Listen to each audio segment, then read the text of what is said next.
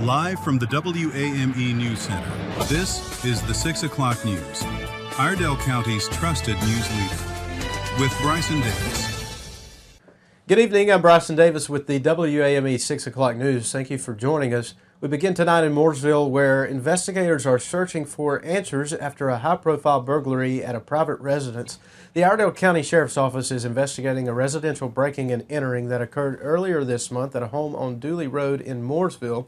According to Sheriff Darren Campbell, deputies responded to the residence on Thursday, January the 8th. The home belongs to former NASCAR driver Greg Biffle and his family. Investigators say the burglary happened overnight with approximately $30,000 in cash, NASCAR memorabilia, and 2 Glock handguns reported stolen. Surveillance video shows a suspect arriving at the home around 11 p.m. on January 7th and remaining inside for an extended period of time. No suspect has been identified. Detectives and crime scene investigators continue to actively work the case. The incident is being investigated as felony breaking and entering and felony larceny after breaking and entering. Anyone with information is asked to contact the Iredell County Sheriff's Office Criminal Investigations Division or submit a tip through the Sheriff's Office mobile app. 2 people are behind bars tonight after a major drug investigation in southern Iredell County. As first reported on the WAME Morning Show, deputies executed a search warrant Wednesday at a home on Teeter Road in Mooresville following a lengthy narcotics investigation. According to Sheriff Darren Campbell, members of the Iredell County Sheriff's Office Emergency Response Team, along with narcotics investigators and law enforcement partners from surrounding agencies, identified the residence as a major source of illegal drug distribution. During the search, authorities say they seized more than a kilogram of cocaine, a large amount of suspected fentanyl, methamphetamine, marijuana, cash, and a firearm. Jaquise Malik Farr, 30, was arrested and charged with multiple felony counts, including trafficking cocaine, fentanyl, and methamphetamine, exposing a child to a controlled substance, maintaining a drug house, and possession of a firearm by a convicted felon. Brittany Nicole McFarland, age 32, was also arrested and faces similar felony trafficking charges, along with multiple counts of exposing a child to a controlled substance and maintaining a dwelling for drug use or sale. Us and the State Bureau of Investigation executed a search warrant. Along with them, and Bill can read it. I didn't even know the press release, but I do know that was a search warrant. So yeah, we haven't published this out, but I did want to break it today. See, the public will keep us on toes. Exactly right. No, and the reason we didn't put it out yesterday is we were waiting to get mug shots and bond information. So we have that this morning. So I just want to let everybody know that yesterday, as Sheriff Campbell said, we did work with the SBI and several other agencies in the surrounding area that had been working on these 2 particular individuals. We were able to execute a search warrant at 405 Teeter Road in Mooresville with Jacques Malik Farr, 30 years old, of 405 Teeter Road, and Brittany Nicole McFarland, 32 years old, of 405 Teeter Road. Basically, we charged them with felony level 3 trafficking of cocaine, felony level 3 trafficking of fentanyl, felony level 1 trafficking of methamphetamine, 5 counts of felony exposing children to controlled substances. There were children in the home. DSS was called to the scene immediately and took custody of those children. Felony maintaining a dwelling or place for the sale or use of a controlled substance. And then Farr was also charged with possession of firearm by a convicted felon. He had some past charges. Both of these individuals received no bond. You'll be able to see some of the narcotics that they had, the weapon, and our CERT team guys with our Bearcat out in front of the residence when we get that press release out later today. Sheriff Campbell says this investigation was a major step toward disrupting illegal drug activity in the area, and the case is still active. All charges are allegations, and both suspects are presumed innocent unless convicted in court. A Statesville man is in custody following an investigation into a disturbing video that circulated on social media and led to a child abuse charge. According to Iredell County Sheriff Darren Campbell, the Sheriff's Office received multiple reports on January 20th about a video posted online that appeared to show a child being abused. The case was assigned to Detective James with the Sheriff's Office Special Victims Unit. Investigators say the video showed a small child being repeatedly struck and thrown onto a couch by an adult male. Detectives later identified the suspect as 31-year-old Brian Alexander Johnson of Statesville. During the investigation, detectives were able to locate the child and determine the child is now in a safe environment with other family members and is not in Johnson's care. The sheriff's office says investigators determined the video was recorded sometime between April and December of 2023. Detectives obtained a copy of the video and conducted interviews with witnesses and family members. Based on the evidence gathered, investigators obtained an arrest warrant charging Johnson with misdemeanor child abuse. Johnson was arrested on Wednesday, January 21st, and transported to the Iredell County Detention Center, where he is being held without bond following a magistrate's decision. According to the sheriff's office, Johnson has prior misdemeanor convictions, including possession of marijuana, resisting a public officer, simple possession of a controlled substance, and possession of drug paraphernalia. All charges are allegations. Johnson is presumed innocent unless and until proven guilty in a court of law. As winter weather approaches, we'll have the latest on how local agencies are preparing when we return.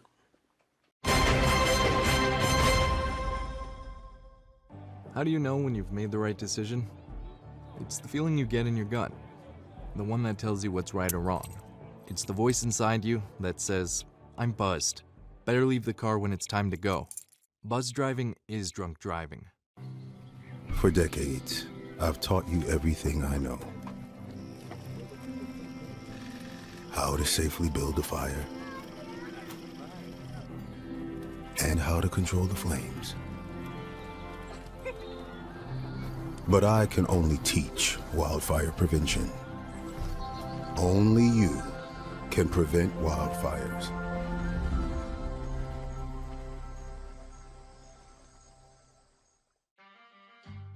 Adding your own flavor to fashion comes with age. Okay, Dad, look at you. Forgetting how to add doesn't. Learn the warning signs of Alzheimer's. Some things come with age, some others don't.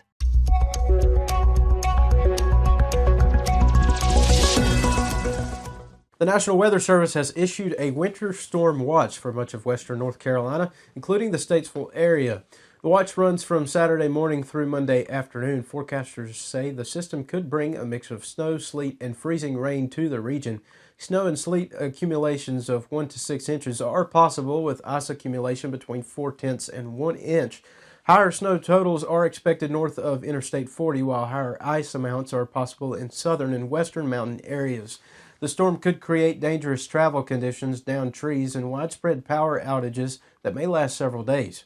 Officials say impacts could also affect the Monday morning commute. Forecasts may continue to change as the system develops. In preparation, City of Statesville departments say they are ready to respond. Street crews have snowplows and equipment staged. Electric crews have trucks, contractors, and supplies ready for outages, and fire and police departments have incident action plans in place. City leaders say departments are coordinating to ensure a unified response throughout the storm. Residents are encouraged to complete preparations by Friday evening and consider delaying travel beginning Saturday morning. Officials also urge residents to stay informed through local media, the National Weather Service, and City of Statesville communication channels. City officials recommend preparing for possible power outages by having enough food, water, medications, and supplies for several days. Any downed power lines should be reported to 911 immediately. Non-emergency downed trees can be reported to the city at 704-878-3406, and power outages can be reported at 704-878-3479. Additional updates will be shared as conditions evolve. As winter weather moves into the area, local organizations are stepping up to provide shelter, supplies, and support for people experiencing homelessness in Statesville and surrounding communities. The Salvation Army in Statesville, located on Caldwell Street, will operate a winter weather shelter from Saturday through Tuesday. The organization is also seeking volunteers to help during the cold weather. Anyone interested in volunteering or needing more information can call 704-872-5623. The Foundation of Hope, based in Union Grove, is working to distribute blankets, sleeping bags, tents, and food to people living in homeless encampments. Donations and online contributions can be made through the Foundation of Hope's website. In downtown Statesville, 5th Street Ministries continues to provide assistance to those who are homeless or struggling with food insecurity. Anyone in need of help or those who wish to donate or volunteer can contact the ministry directly. Yokefellow Ministries, located on Shelton Avenue in Statesville, is also offering support, including help with food, utility bills, rent, and medications for those in need. Community leaders are encouraging residents to help however they can this winter, whether through donations, volunteering, or checking on vulnerable neighbors. Officials also remind residents to stay safe if assisting someone directly, and note that supplies can be donated to local police departments for distribution to those most in need. When we return, details on a Mount Holly woman now facing multiple charges after an arrest in Iredell County. What are you doing in there? What's that? I wouldn't do that. What are you doing? What are you looking for?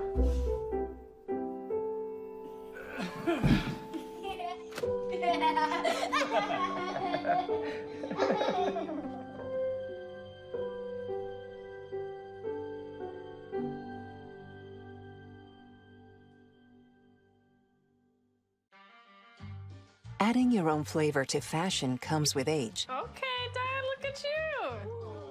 Forgetting how to add doesn't. Learn the warning signs of Alzheimer's. Some things come with age, some others don't. How do you know when you've made the right decision? It's the feeling you get in your gut, the one that tells you what's right or wrong. It's the voice inside you that says, I'm buzzed. Better leave the car when it's time to go. Buzz driving is drunk driving. A Mount Holly woman is facing multiple felony and misdemeanor charges following an arrest connected to incidents in both Iredell and Cleveland counties. According to jail records, Rebecca Dimmer, age 34, was taken into custody in Iredell County on January the 21st and booked into the Iredell County Detention Facility. The Iredell County Sheriff's Office charged Dimmer with felony possession of a catalytic converter, possession of cocaine, simple possession of a controlled substance, maintaining a dwelling or vehicle for controlled substances, driving while impaired, failure to maintain lane control, and no liability insurance. Her bond on the felony catalytic converter charge was set at $15,000 secured. Bond information for the remaining charges was not immediately available. Records also show Dimmer had prior custody status connected to charges reported by the Cleveland County Sheriff's Office. She was booked by Cleveland County authorities earlier this month and later bonded out. Additional details related to that case have not been released. All charges are allegations. Dimmer is presumed innocent unless and until proven guilty in a court of law. An update this evening after missing teen Gideon Ferguson was found safe. Speaking on the WAME Morning Show, Iredell County Sheriff Darren Campbell shared new details about how Gideon Ferguson was found after being reported missing. The sheriff said Gideon was located sitting on a log in a wooded area not far from a nearby residence. Investigators believe he did not want to be found and had left, then later returned to the search area. Sheriff Campbell said deputies believe vehicles were involved in Gideon's movements, both leaving and re-entering the area. K-9 teams were used to reverse track Gideon's path, helping investigators confirm those movements. What if it was and Keith and Emily were out searching too? Do you tell the parents don't to stay away, or I know you want to help, but please don't, or yeah, go ahead and search? Yeah, and it's hard. You know, as parents, they want to do everything they can. So usually they've already done that before they call us. Okay. So we got to work around that. But we had a lot of searchers that sent us, hey, I can do this. My dog loves people. If I find anything, I hear that. Here's the reason we don't accept that help up front. For one, we probably had over 1,000. We had an unbelievable amount of woodland. Yeah. And these dogs that we are using, we know their capability. The environment or the scene is pretty much sterile at that time, other than those dogs, scent discrimination dogs, cadaver dogs, whatever. We break them up into different grids so we know what's been searched. Plus, we're also talking to landowners that may have deer cameras with technology. There's cameras in the woods. Mm-hmm. If we do get a sighting, we want to know it's one of our searchers. But if it's somebody out there just with a hat on and a throw on and a coat and walking with their beagle, we got to check all those leads out. So that's the reason we have plenty of searchers. And the community did more for us, I think, with the food truck, the church opening up. Unbelievable amount of messages. Hey, y'all need this. We'll get coffee, we'll get food, sheets, run in, Randy Marion for the billboards. Those kind of things are so invaluable in a situation like that. The sheriff also praised Gideon's family for their cooperation throughout the investigation. Sheriff Campbell thanked the community for its overwhelming support, citing residents who shared information, provided meals for search crews, and helped spread awareness through social media. According to the sheriff, Gideon told investigators he left after having a bad day and intentionally left his phone behind. Sheriff Campbell said he is thankful the search ended safely and that the investigation remains ongoing. When we come back, a state audit clears the Rowan County Sheriff's Office and a new Ford recall you need to know about.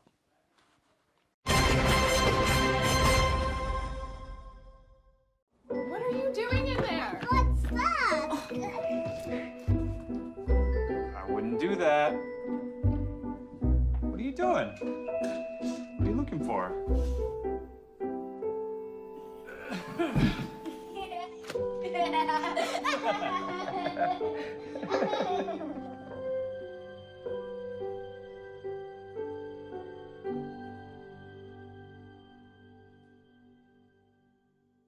Hi, I'm Ryan Blaney, a third-generation race car driver, and we dedicate a lot of our time to going as fast as possible. But when my grandpa was diagnosed with Alzheimer's, it was a very unexpected bump in the road for us. It's important to notice if older family members are acting differently, experiencing problems with their memory, or having trouble with routine tasks. Early detection of Alzheimer's can give your family time to explore support services, make a plan for the future, and access available treatments. If you or your family are noticing changes, it could be Alzheimer's. Talk about seeing a doctor together. A state investigation has found no evidence of wrongdoing by the Rowan County Sheriff's Office following allegations involving spending, vehicle use, and public records. The North Carolina Office of the State Auditor released its report on January 21st after reviewing complaints submitted through the state's tip line. Auditors examined claims that the sheriff misused a patrol vehicle, improperly used a county purchasing card, made excessive vehicle and equipment purchases, misspent 911 funds, and denied a public records request. According to the report, investigators found no evidence of personal misuse of vehicles or purchasing cards.